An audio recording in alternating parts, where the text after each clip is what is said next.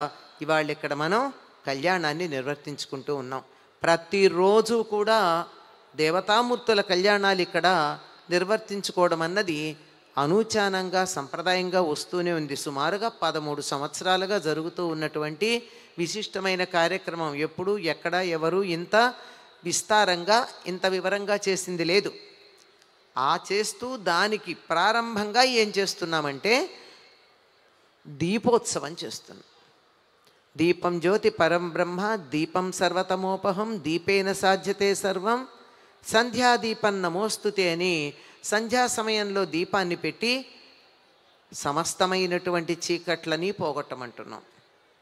అంటే దీపం వెలిగిస్తే పోయే చీకటే కాదు, అనారోగ్యం, దుఃఖం, బాధ, విచారం, ఇటువంటి మనకి అక్కర్లేని వస్తువులు ఏవైతే ఉన్నాయో వాటన్నింటినీ మనం చీకట్లుగా భావించుకుంటే అవన్నీ పోగొట్టేటటువంటిది ఈ దీపం అనేటటువంటిది వెలిగిస్తే. అటువంటిది ఒక్క దీపమే ముల్లోకాల చీకట్లను పోగొడుతుంది. మనం చెప్పుకుంటూ ఉంటాం కదండి రోజు. సాధ్యం త్రివర్త్య సంయుక్తం వహ్నినాయోజితం మయా గృహాణ మంగళం దీపం త్రైలోక్యతిమిరాపహ అని 3 లోకాల చీకట్లను పోగొట్టేటటువంటి దీపాన్ని పెడుతున్నామంటామే. ఒక్క దీపం పెడితే ముల్లోకాల చీకట్లు పోతే మరి 1,000,000 దీపాలు వెలిగిస్తే ఎన్ని లోకాల చీకట్లు పోతాయండి?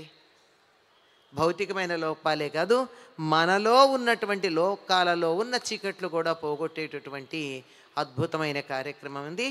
ఈ కార్యక్రమాన్ని ఈ విధంగా చక్కగా ఎంతసేపు ఇంకో 5 నిమిషాలు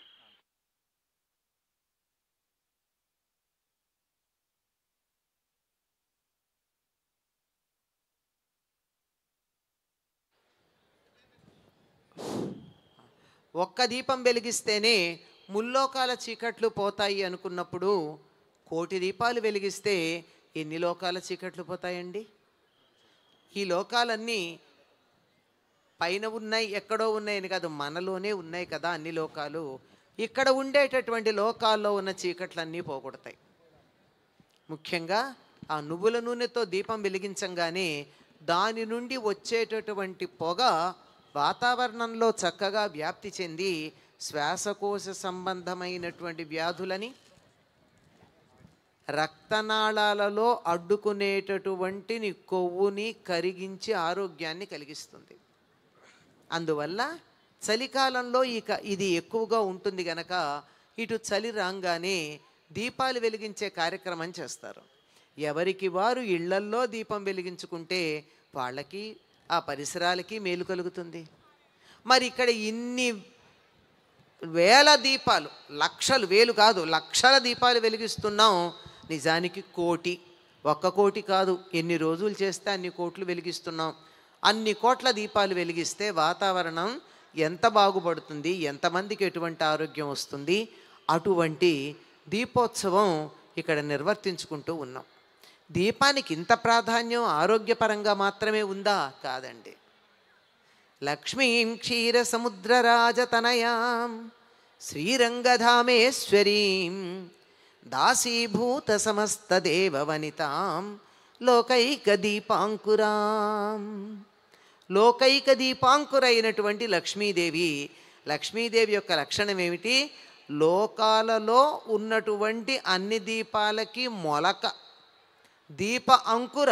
మొట్టమొదటి దీపం వెలగడం అన్నది ఆ దీపపు మొలకలాగా వచ్చినటువంటిది ఎవరంటే లోకైక దీపాంకురాం శ్రీమన్మందకటాక్షలబ్ధ విభవ బ్రహ్మేంద్ర గంగాధరాం త్వాం త్రైలోక్య కుటుంబినీం సరసిజాం వందే ముకుంద ప్రియాం. ఎవరివిడ? ముకుంద ప్రియ అంటే విష్ణువుకి ప్రీతిపాత్రురాలైనటువంటిది. విష్ణువుకి ప్రీతి కలిగింది అంటే విష్ణువు స్థితికారకుడు కదా. స్థితికారకుడైనటువంటి విష్ణువు ప్రీతి చెందినప్పుడు లోకంలో అంత స్థిరంగా హాయిగా ఎటువంటి కల్లోలాలు అల్లర్లు లేకుండా ఉండడం జరుగుతుంది.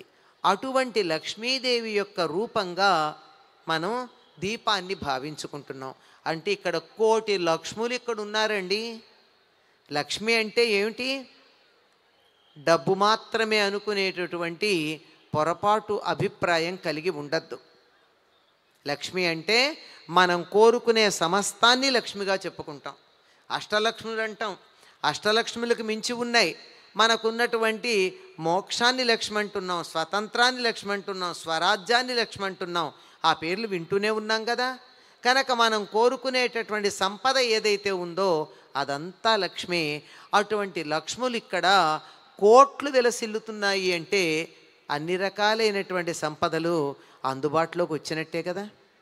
వాటన్నిటినీ మనం ఉపాసన చేసినట్టే కదా. వాటన్నింటినీ మనం పూజించి వాటి అనుగ్రహాన్ని పొందినట్టే అవుతుంది. ఇటువంటి లోకైక దీపాంకురైనటువంటి జగన్మాత దీపమని ఎందుకన్నారండి ఆవిడని గురించి అంటే, నువ్వెక్కడుంటావు అంటే ఆవిడ చెప్పినటువంటి ప్రదేశాలు 5 ఉన్నాయండి. అటువంటి ప్రదేశాల్లో ప్రధానంగా చెప్పేది ఏమిటంటే దీపంలో ఉంటాను అని చెప్పింది తాను. ఆవు యొక్క పృష్ఠభాగంలో, ఏనుగుల యొక్క నుదుటి భాగంలో, చంద్రుల్లో,